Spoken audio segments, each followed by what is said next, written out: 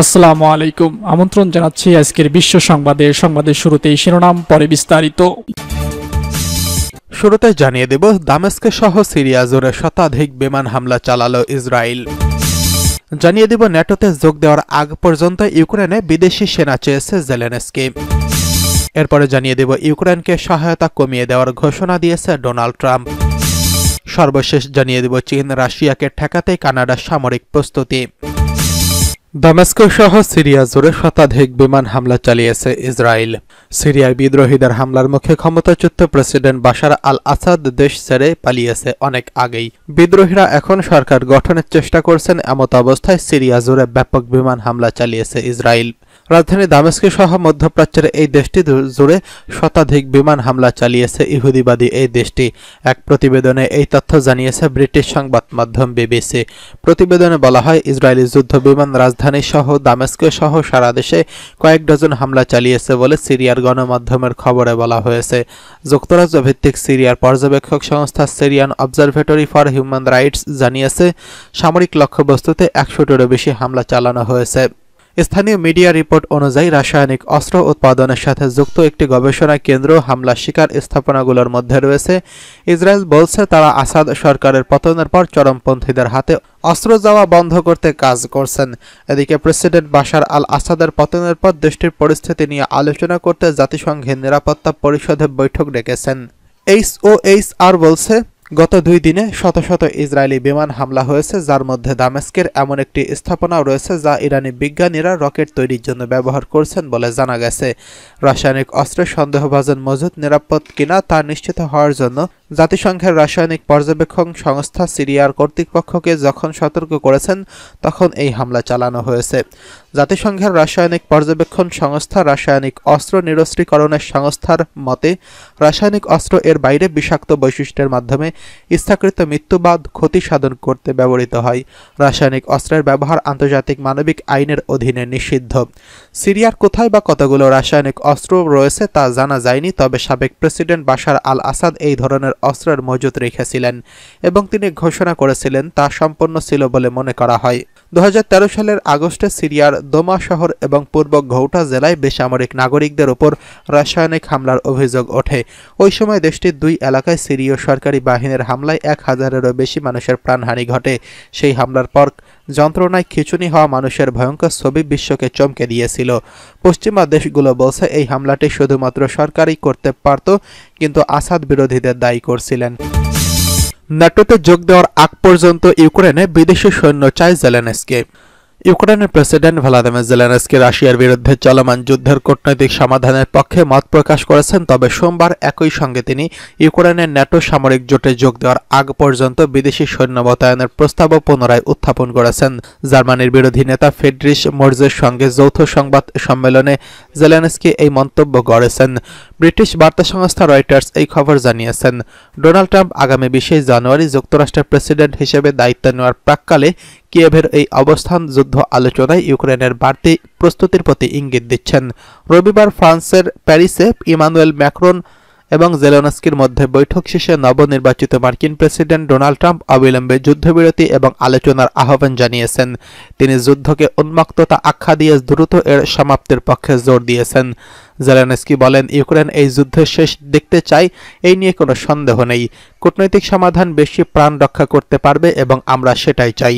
তিনি জানিয়েছেন, ম্যাক্রো ও ট্রাম্পের মধ্যে আলোচনা যুদ্ধক্ষেত্রের বর্তমান রেখা স্থগিত রাখার বিষয়টি আলোচনা হয়েছে। রাশিয়া বর্তমানে ইউক্রেনের প্রায় 1/5 ভূখণ্ড দখল করে রেখেছে। ২০২২ সালে আক্রমণের পর এটি দ্বিতীয় বিশ্বযুদ্ধের পর ইউরোপের সবচেয়ে বড় সংঘাত।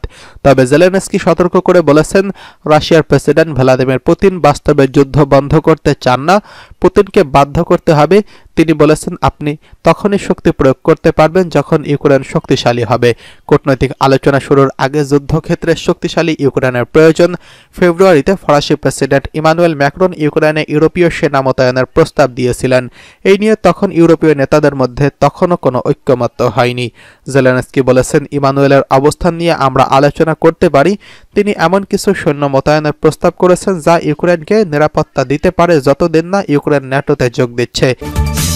এদিকে ইউক্রেনকে সহায়তা কমিয়ে দেওয়ার ঘোষণা দিয়েছে ডোনাল্ড ট্রাম্প।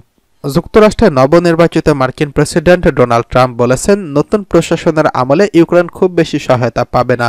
তার আমলে দেশটি বাইডেন প্রশাসনের তুলনায় অনেক কম সহায়তা পাবে। এ সময় তিনি ইউরোপের তরফ থেকে ইউক্রেনকে দেওয়া তুলনামূলক কম সামরিক সহায়তার বিষয়টি তুলে ধরেন। মার্কিন সম্প্রচার মাধ্যম এনবিসি মিট দ্য প্রেস অনুষ্ঠানে একটি বিশেষ সাক্ষাৎকারে নবনির্বাচিত মার্কিন প্রেসিডেন্ট ডোনাল্ড ট্রাম্প জানিয়েছেন, তিনি দায়িত্ব নেওয়ার পর ইউক্রেন সম্ভবত কম সামরিক সাহায্য পাবে।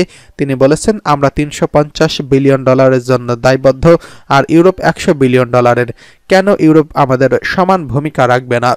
ইউক্রেন যুদ্ধ শুরু হওয়ার পর থেকে দেশটির জন্য দেওয়া ইউরোপ ও যুক্তরাষ্ট্রের সামরিক সহায়তার প্রসঙ্গে ট্রাম্প উল্লেখিত মন্তব্য করেছেন। এ সময় তিনি ইউক্রেনে ইউরোপীয় দেশগুলোকে আরও বেশি সামরিক সহায়তা দেওয়ার আহ্বান জানিয়ে বলেন, একটা বিষয় হওয়া উচিত, আর তা হলো ইউরোপ সমতা আনবে। এদিকে শনিবার মার্কিন প্রতিরক্ষা মন্ত্রী লয়েড অস্টিন ইউক্রেনের জন্য $988 মিলিয়ন নতুন অস্ত্র ও সরঞ্জাম সহায়তা প্যাকেজ ঘোষণা করেছেন, যা ইউক্রেনের রাশিয়ার আক্রমণের পর চলমান সংঘাত মোকাবেলায় সাহায্য করবে। যুদ্ধ শুরু হওয়ার পর থেকে যুক্তরাষ্ট্র ইউক্রেনকে মোট $62 বিলিয়ন বেশি সহায়তা দিয়েছে। জুন মাসে ট্রাম্প ইউক্রেনের প্রেসিডেন্ট ভলোদিমির জেলেনস্কিকে সবচেয়ে বড় বিক্রয় কুশলী বা সেলসম্যান বলে অভিহিত করেছেন। তিনি বলেছেন, আমি মনে করি ইউক্রেনের প্রেসিডেন্ট ভলোদিমির জেলেনস্কি সম্ভবত এমন একজন রাজনীতিবিদ পৃথিবীর ইতিহাসে জীবিতদের মধ্যে সবচেয়ে সেরা সেলসম্যান। তার এই মন্তব্য ইঙ্গিত করে যে ইউক্রেন প্রকৃত চাহিদার পরিবর্তে যুক্তরাষ্ট্রের সামরিক সহায়তা প্যাকেজে লাখ লাখ ডলার অনুমোদনের ক্ষেত্রে জেলেনস্কির কূটনৈতিক দক্ষতায় মূল ভূমিকা রেখেছে। এদিকে চীন রাশিয়াকে ঠেকাতে কানাডার সামরিক প্রস্তুতি গ্রহণ। গেল এক দশকে বিশ্বের ভূরাজনীতি পাল্টে গেছে অবিশ্বাস্য গতিতে। দীর্ঘদিনের নিরপেক্ষ নীতি ত্যাগ করে সামরিক জোট ন্যাটোতে যোগ দিয়েছে ফিনল্যান্ড ও সুইডেন। এরই মধ্যে রাশিয়ার বিরুদ্ধে নতুন সামরিক নীতি গ্রহণ করেছে আরেক মার্কিন মিত্র। মূলত আর্কটিক মহাসাগরে রুশ উত্থান ঠেকাতে নতুন এই নিরাপত্তার নীতিমালা নিয়ে এসেছে উত্তর আমেরিকার দেশ কানাডা। একই সঙ্গে চীনের প্রভাব ঠেকানোর কৌশল ও প্রণয়ন করেছেন তারা। ফলে মনে করা হচ্ছে আগামী বিশ্ব নতুন এক রাজনৈতিক ও সামরিক সমীকরণের মুখোমুখি হতে চলেছেন। আল জাজিরায় প্রকাশিত এক প্রতিবেদনে বলা হয়েছে, আর্কটিক মহাসাগরকে কেন্দ্র করে নতুন নিরাপত্তার নীতিমালা প্রকাশ করছে মার্কিন সীমান্তবর্তী দেশ কানাডা। জলবায়ু পরিবর্তনের কারণে নিজ ভূখণ্ডে পরিবর্তন ও ক্রমবর্ধমান ভূরাজনৈতিক উত্তেজনার প্রেক্ষিতে এই পরিকল্পনা প্রকাশ করেছে অটোয়া। এতে রাশিয়া ও চীনের মধ্যে সাম্প্রতিক পদক্ষেপগুলোর কথা বিশেষভাবে উল্লেখ করা হয়েছে। কানাডার প্রকাশিত নিরাপত্তার নীতিমালার কথায় বলা হয়েছে, আর্কটিক মহাসাগর ও উত্তর আমেরিকান আকাশসীমায় রুশ বাহিনীর ক্রমবর্ধমান উপস্থিতি কানাডার নিরাপত্তাকে হুমকির মুখে ফেলেছে। এছাড়া আর্কটিক মহাসাগরকে কেন্দ্র করে চীনের সামরিক ও বাণিজ্যিক পরিকল্পনাও দেশটিকে নতুন হুমকিতে ফেলেছে। দীর্ঘদিন ধরেই আর্কটিক মহাসাগরকে সামরিক কার্যক্রম থেকে দূরে রাখতে অংশীদারদের সঙ্গে কাজ করে যাচ্ছিল কানাডা। তবে চীন ও রাশিয়ার পদক্ষেপের কারণে অঞ্চলটি আর চিন্তামুক্ত নয় বলে মন্তব্য করেছে অটোয়া। আর্কটিকে নিজেদের সামরিক ও কূটনৈতিক উপস্থিতি বাড়ানোর পরিকল্পনা অনুসারে যুক্তরাষ্ট্রের আলাস্কা এবং ডেনমার্কের অধীনে থাকা স্বায়ত্তশাসিত অঞ্চল গ্রিনল্যান্ডের নৌকা দূতাবাস স্থাপন করবে কানাডা।